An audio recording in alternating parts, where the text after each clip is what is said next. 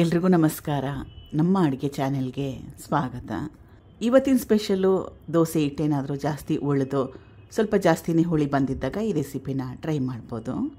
ಅಥವಾ ಸ್ವಲ್ಪ ಟೇಸ್ಟ್ ಡಿಫ್ರೆಂಟಾಗಿ ತಿನ್ಬೇಕು ಅನ್ನಿಸ್ದಾಗ ಕೂಡ ಇದನ್ನು ಟ್ರೈ ಮಾಡ್ಬೋದು. ಮೊದಲನೇ ಸ್ಟೆಪ್ಪಲ್ಲಿ ಬಾಣಲೆ ಇಟ್ಕೊಂಡಿದ್ದೀನಿ. ಸ್ವಲ್ಪ ಎಣ್ಣೆ, 1 ಟೇಬಲ್ ಸ್ಪೂನ್ ಅಷ್ಟು.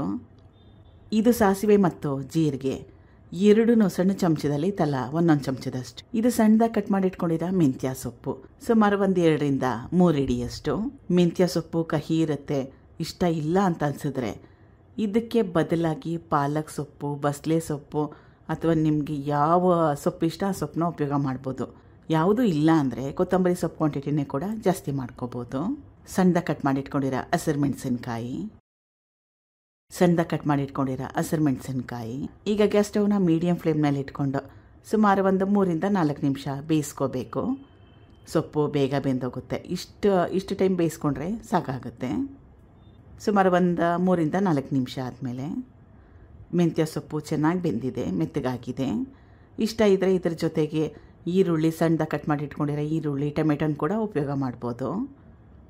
ಇದು ಸ್ವಲ್ಪ ಜಾಸ್ತಿನೇ ಉಳಿದಿರೋ ದೋಸೆ ಹಿಟ್ಟು. ಒಗ್ಗರಣೆ ಹಾಕ್ಕೊಂಡಿದ್ನಲ್ಲ ಅದು. ಹಿಟ್ಟಿಗೆ ಮೊದಲೇ ಉಪ್ಪನ್ನ ಸೇರಿಸಿಟ್ಟಿದ್ದೆ.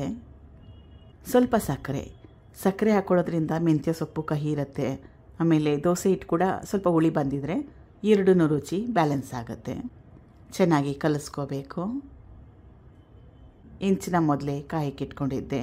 ದಪ್ಪ ದೋಸೆ, ತೆಳು ದೋಸೆ ನಿಮ್ಗೆ ಯಾವ ರೀತಿ ಬೇಕೋ ಆ ರೀತಿಯಾಗಿ ಮಾಡ್ಕೋಬೋದು. ನಾನು ಸ್ವಲ್ಪ ದಪ್ಪ ದೋಸೆ ಮಾಡ್ಕೊಳ್ತಾ ಇದ್ದೀನಿ. ಎಣ್ಣೆ ಅಥವಾ ತುಪ್ಪ ಅಥವಾ ಬೆಣ್ಣೆ ಮುಚ್ಚಿಡಬೇಕು. ಒಂದು ಕಡೆ ಚೆನ್ನಾಗಿ ಬೆಂದ ಮೇಲೆ ತಿರುವಾಕೋಬೇಕು.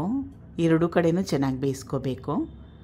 ನಿಮಗೆ ದೋಸೆ ಹಿಟ್ಟಿನ ಇಂಗ್ರೀಡಿಯೆಂಟ್ಸ್ನ ಯಾವ್ಯಾವುದು ಉಪಯೋಗ ಮಾಡಿದ್ದೀನಿ, ಎಷ್ಟು ಅಳತೆಯಲ್ಲಿ ನೋಡಬೇಕನ್ನಂಗಿದ್ರೆ ಡಿಸ್ಕ್ರಿಪ್ಷನ್ ಲಿಂಕಲ್ಲಿ ಕೊಟ್ಟಿರ್ತೀನಿ, ನೋಡ್ಬೋದು. ಅಳತೆ ಅಂದರೆ ಯಾವ್ಯಾವ ದೋಸೆ, ಚಟ್ನಿ ಪುಡಿ ಇದ್ದರೆ ಸಾಕು. ಇದಕ್ಕೆ ಸೈಡ್ ಡಿಶ್ ಅವಶ್ಯಕತೆ ಏನಿಲ್ಲ, ಉಪ್ಪಿನಕಾಯಿ ಇದ್ರೂ ಸಾಕು. ಟ್ರೈ ಮಾಡಿ ನೋಡಿ. Thank you for watching. ಧನ್ಯವಾದಗಳು.